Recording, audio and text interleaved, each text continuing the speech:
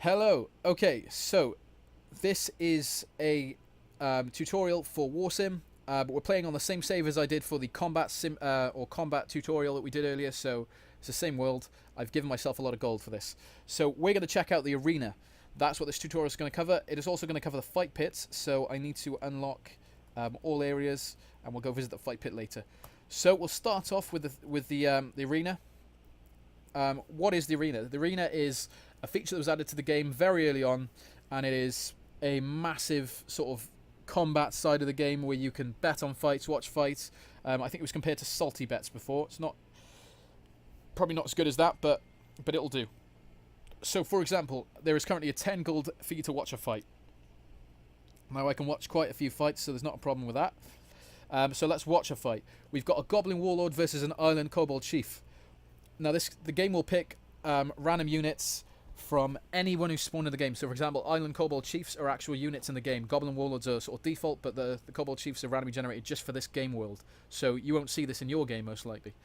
Now, you can use your basic deduction if you're aware of what the unit's battle score is to make more sensible bets. For example, I know that a Goblin Warlord has a battle score of 125. An Island Kobold Chief, I'm not too sure because I haven't done my research and they're randomly generated. So we're going to see how the fight goes. So we have a random graphic for the arena. The horns of the arena are sounded, and as the crowd roars and chants, both fighters emerge from the other end of the arena. The fighters walk until they are close, and the horns sound once more for the fight to begin. So now the battle begins, and we get the procedural hits generated. Now this is the way the system works is it takes their skill as a fighter, and they sort of imagine them as opposing die. They roll the two dice, and whichever comes up highest, that person gets to attack. They then pull a random attack out of a list of different attacks and things that they have access to based on their skills. So, for example, we got the Goblin Warlord kicks the Kobold Chief backwards. He gets a good hit on the Chief, and then the crowd goes silent because the two fighters stop to shake hands. The Goblin Warlord then strikes the Island Chief on the head with great force. The Island Kobold Chief dodges a bottle that's been thrown from the crowd. The Warlord swings for the Island Chief but misses wide. The Kobold Chief then blocks a blow from the Warlord, almost loses his footing for a moment but remains standing. The Goblin Warlord blocks a swift blow from the Kobold. The Kobold gets a fantastic strike on the Goblin Warlord, followed by two good hits, and the Goblin Warlord is defeated. So that's actually quite a close fight. To be fair, the first couple of lines of that, I thought it was going to be the Goblin. I didn't really read this at first, so it's not always clear who wins. So the crowd roars and chants, and the Island Kobold Chief leaves victorious. So that was our first fight. Now we're going to bet on the next one. So we've got another Island Kobold Chief against a two-headed Godling King. Now, I know what I'm betting on. So, we have a maximum that we can bet. And I'll show you how that changes as turns go on. But we're going to bet 1,000 this time. And so there we go. The Island Kobold Chief versus two-headed Godling King. And here we go. The fight begins. The Godling King flicks off the Kobold Chief's attempt to hit him and returns with a swift blow. He then strikes the Goblin Chief on the or the Kobold Chief on the head with tremendous force. And the entire crowd is on their feet in shock. So, as you see, because a Godling King is so vastly strong, they have access to an extremely powerful set of moves. And they are just absolutely unmatched. So, that was an easy one. I've won 2,000 gold. So, I get the 1,000 gold that I put in and an extra 1,000 gold back. If we go to bet on another fight, we've got an Island Kobold against a freckled Black Magog. I'm going to go for the Island Kobold. And this time, we can only bet 1,300 gold because we've obviously already won some of the pot. So, basically, we've got we're going to bet another 13,000 and we'll see how it goes. Fingers crossed. Okay, so the Island Kobold is defeated because the Freckled Black Magog gets him straight away and hits him on the head with great force. I don't think the Freckled Black Magog is particularly strong, but one lucky hit on a unit with low health and bam, the battle's over. So I've lost my bet. If I go to bet again, we're going to go for the Freckled Magog Underking. And notice I can now bet 26,000 gold because the gold that the arena has increased because of my loss. It sort of filled that purse. So it's not just some magical infinite betting system. There is a limit to how much you can win or lose. So we're going to bet on the Magog Underking. Let's give it a shot. So fingers crossed. And the Goblin Warlord wins. Fuck. Okay. I'm not going to read this. This looks like a long fight. Obviously these two are more challenged for each other, so it looks like a good fight. Let's bet one more time. We've got Island Kobold Warrior against a Bandit Warlord. Okay, I'm going to go for the Kobold. 52,000 gold this time. So my losses are stacking, but I've got a lot of money. And there we go. I've won 104,000 gold. If I try to bet again, no more bets are being accepted this season. So that is that. And there's plenty of different units that we have. You know. So here we go. This guy, we've got a procedure-generated champion, Galthuk the Mountain. Because he's won. With champions, there's a rule that they will fight 2 fights in a row. He's not going to beat this Corsair Overlord, I guarantee it. But if a fighter wins 2 fights in a row, they're entered into the roster, as we call it, which means they automatically get drafted if there's a tournament. So obviously he's lost because it's a Demon Overlord. Now, before we go into tournaments, we're going to have a look at Grand Champions. So currently, Sir Skald of the Three Hills is our Grand Champion, and he's won 1 fight that's earned him the title, so he's only beat the last champion to get himself there. So there's currently 1 Grand Champion fight to be fought this turn. We're going to watch it. Sir Skald versus Gale Elfhater. That looks like an elvish name, but we'll see. And Gale Elfhater wins. So this guy is the current Grand Champion. He's currently won a single fight. So we can't watch or bet on a Grand Champion fight. We can challenge the Grand Champion if we have a champion to face him, which we don't. We can look at his statistics. He's got a strength of 81, and he's won 1 single battle. He's got no tournament titles under his hand, and he's not a knight. I can anoint him because I'm the king. So we can pay 2,500 gold, and we can make him a knight. So now, I call the Grand Champion to the throne room and gather lords and nobles. The Grand Champion approaches and you request him to kneel, yada yada yada. And now he is Sir Gale the Elfhater. And I'm not sure if that increases his stats as well. Yes, significantly. Okay, so now we can. I don't know if we can bribe him to fight again. I was sure we could, but I can't see. Oh right, I think we have to own the arena for that to happen. So that's that. Now we've got the Hall of Fame. So the Hall of Fame will hold every fighter who's held a title in the arena. So currently it appears we've had 4 Grand Champions, each of which has only held 1 title, and you can see the year they died. So 103, 104, 105, 106. If a fighter wins 2 fights in a row, he will replace the person who's first, and it will knock everyone down a single peg. To a maximum of 8, I believe. We can buy the arena, or we can arrange a tournament. So the arena isn't big enough to arrange anything more than an 8-man tournament or a commoners tournament. We're going to arrange an 8-man tournament. It's going to cost us 10,000 gold, but it's fine. So here we go. So you'll notice Sir Gale the Elfhater, the Grand Champion, is automatically enlisted into this, and then we've got 7 other randomly generated champions.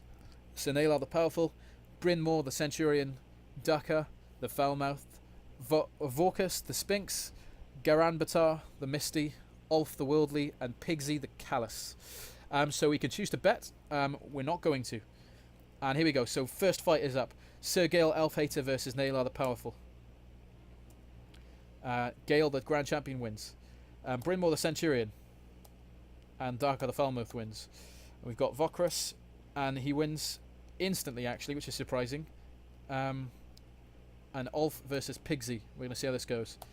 And Ulf wins. So now we've got a little chart that shows who's beaten who for the sort of tournament chart, the tournament standings. So next we've got the Grand Champion Sir Gale Elfhater against Daka the Foulmouthed. We've got Vorkus the Sphinx against Ulf the Worldly, and then we've got finals afterwards. So here we go. This is the Grand Champion. And the Grand Champion has been defeated. So Sir Gale looks like he got absolutely battered. He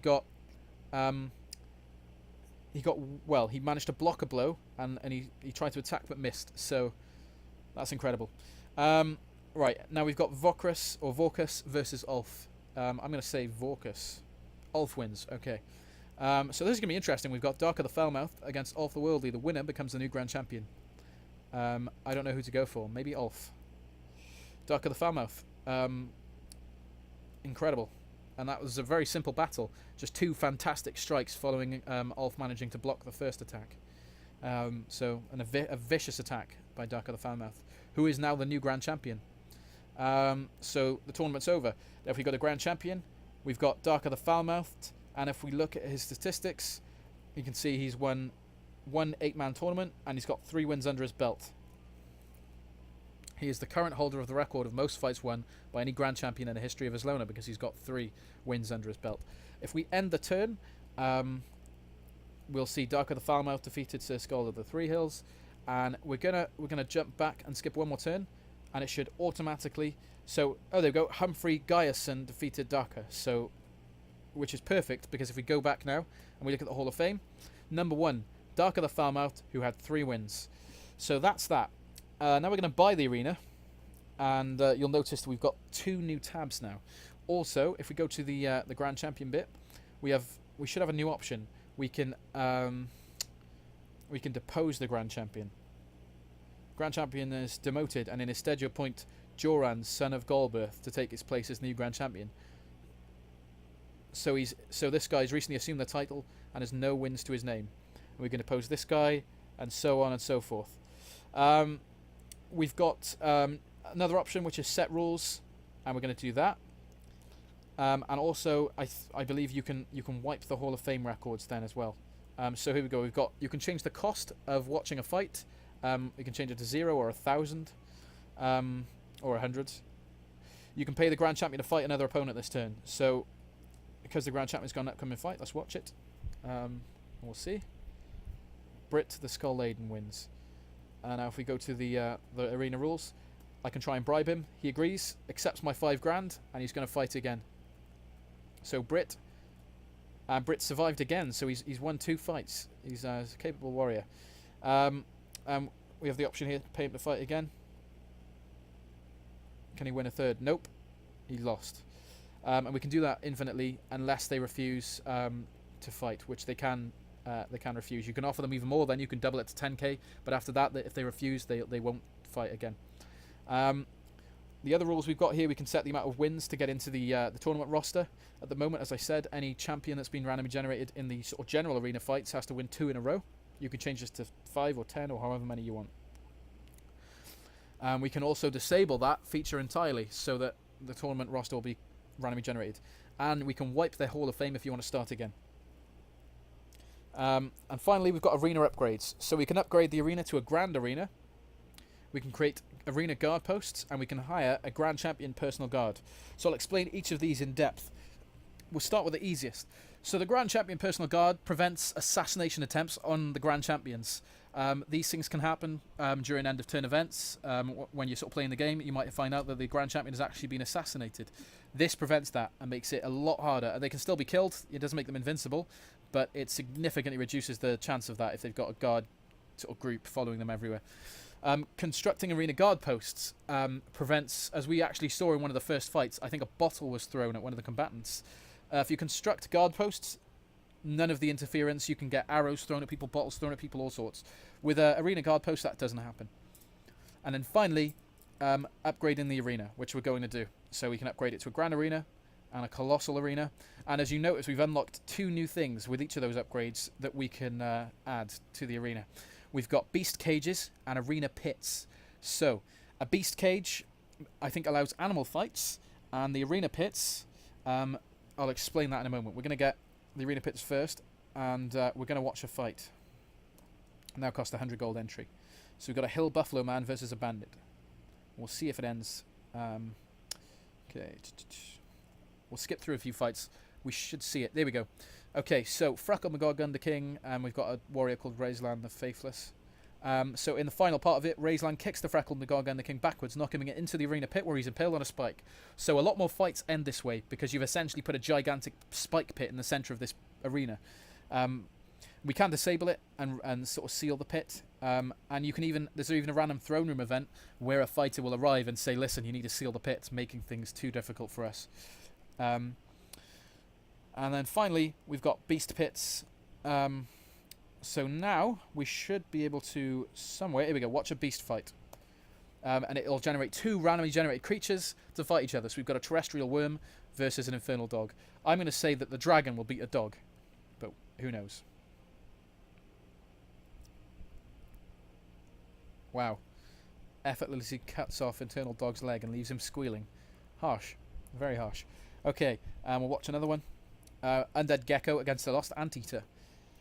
Your guess is as good as mine with this one. Anteater. Okay. So that aside, what else have we got? Now we've upgraded the arena, so we should be able to do better tournaments now. We can view the champion roster. So currently Daka the Foulmouth and Raislan the Faithless are entered into being on the roster. Now we can arrange a grand tournament. A grand tournament is special in that it calls the banners of everyone in the world to come to your tournament. So, if we have a look, we've got Cyrus Dortherson, who's our current grand champion, I believe. I'm not too sure. And then you'll have a tag after everyone else so you know who they are. So we've got a lot of commoners where there are factions that don't currently exist. We've got a champion of the Iraq, a champion of the Krut, a bandit champion. We've got a champion from the Larak Sons, the Towering Companions. We've got a peasant from the Rim village. He's the champion of that village. We've got a rebel, and then we've got someone from the Hill Buffalo folk. We've got a demon. We've got one of the Gogs. We've got Uro, the hero of the stone, one of the godlings, which I'm feeling like it's either going to be him or the demon. There's no way it's going to be anyone else because of how strong they're going to be. And then we've got a bunch of other commoners. So this will be interesting. I'm not going to bet on a grand champion. So we've got. So this is going to take a while, come to think of it. Because there's a lot of fights to be had. So we've got. So there we go. A commoner versus another commoner, so nothing interesting here. The Krut warrior beat the commoner, so they're still in. The bandit champion beat the common champion. And this time the common champion beat the Larak Sons, which is one of the bandit gangs, I believe. These are placeholders for another. Oh, here we go. The Towering Companions bandit won and beat the commoner. We've got two commoners here that fought, and one of them won. The village champion. Wow, the village champion beat the commoner. More commoners. So usually, if certain factions exist, all the commoner spots are filled, but default then otherwise they'll be sort of just filled with commoners. So we've got there we go. The rebel who won, and the demon. Surely the demon won. Yeah, Zorix the fire breather. Now there's no way the godling is going to win that one, clearly. And I'm sure we're getting close now to the first round being over. Here we go. So now we've got Carl of the Lost Lands, Weevil of the Pauldron. So most of the champions are still in. I'm gonna auto skip these by just holding down enter. Just because the only battle I really want to see is I want to see if the demon survives, which it obviously will. The godling will also survive. And they're going to be fighting with each other soon, which is going to make it really interesting. So, here we go. We've got... oh no, they're still not going to fight. So the village champion's going to die fighting the demon, and the godling's going to die fighting... Oh, sorry, the godling's going to kill the commoner, and then they're going to fight. So, we've got one more set of fights. If you want to watch these fights, play this video in, like, super slow-mo. Oh, shit. I skipped ahead too fast. Fuck. Okay, well, it looks like the godling is going to be the grand champion. And we're going to see what his battle score is in a moment. 662. No wonder he won. Okay, so that's that. And that's pretty much everything to do with the arena. We haven't seen the fight pit yet, so let's go check it out. So where are we? Brawler's pit. Currently owned by Brawlers. So this one is a bit different. This isn't fight to the death. This is oh shit! It is fighting to the death. With a final ferocious blow, the crowd gasps as the one-eyed veteran drops dead. Shit. Okay, doesn't always end like that. So here we've got another fight. That was just a regular one. So punch, punch, punch, punch, punch, punch. So it's just a one-side beating, to be honest. And there we go. Another person declared victor. We're going to bet on a cutthroat veteran. I'm going to bet 511 gold for some reason. Oh shit, the cutthroat veteran got his ass kicked. Lost my money. So we're going to buy this fight pit now, and we can view the roster of fighters. We've got 5 warriors, 11 brutes, and 25 brawlers. We can also hire local people to join the ranks, and we can also upgrade the pit. We've got a procedure-generated graphic for that. And now increasing the pit's size and appeal just increases the draw of crowds you'll pull in. We can demolish it as well, but we're not going to do that. I'm going to arrange a fight. So I'm going to put a brawler against a brawler first. We can arrange, I think, up to 11 fights per turn. So as the owner of this pit, you get more money from the pit being more popular. and the fight going on longer would be more entertaining. So 180 gold came in. However, 79 gold we lost to winning bets.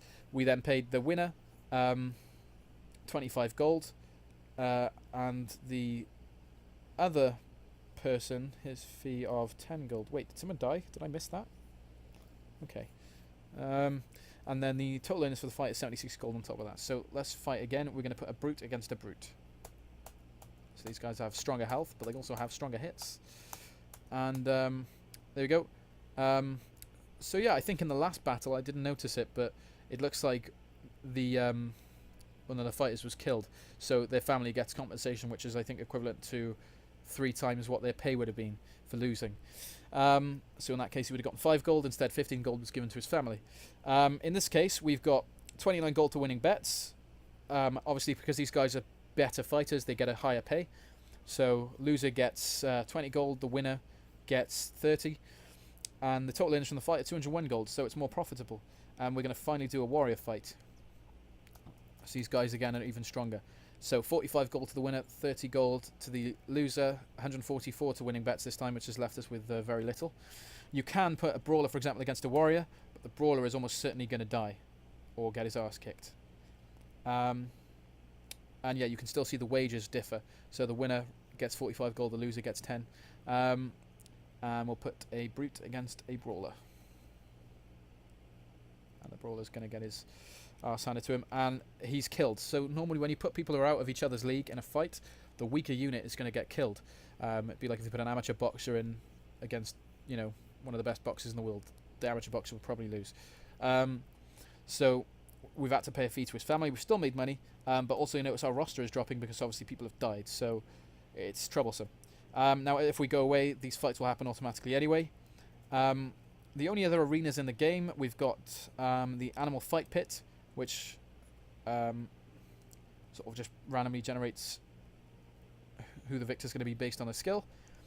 And we've also got various brawls you can do in, for example, the where is it? Thick Blood Tavern. Number 7 there. We can watch a thug brawl, which is basically exactly like the fight pit, except it all happens here and there. Go to the black market, possibly in one of these taverns, I can't remember. There we go. Yeah, we can watch a brawl happen in the tavern. And it just generates 2 champions who beat the shit out of each other. You can't bet on these, you just have to watch. And that is pretty much everything. Now, we're going to skip out because there's one last thing to show you.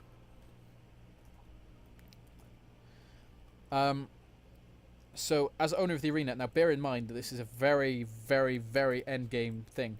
The arena runs its events, and 1,475 people come to watch its fights, earning me 147 grand. This is because of the cost of the seats. If I go back to the arena now, and maybe, let's say, change the fight fee to 10. This time we got 5,000 people, but we earned quite a lot less. If we do it again, only 2,000 people this time, because it does vary from turn to turn. And one more time. See if we get lucky. Wow, even worse. So it varies every turn, and affects how much gold you get from it. So that has been what was going to be a brief one, and it's turned out into quite a elongated video, but it's a guide of the arena and the various fight pits in the game. So check them out, have fun. Hopefully you've learned something that you didn't already know about the game. But either way, thank you very much for watching, guys. I will be producing more guide videos soon. If you have any suggestions, any hints and tips, fire them away. If you haven't played the game, there is a free demo available, but it is quite outdated now. So I would recommend getting it on Steam, because it's only $3.99. Well, that's if they're in the UK. If you're in the US, it's $4.99. But, you know, it's not that much. So, thank you everyone for your support. I will catch you next time.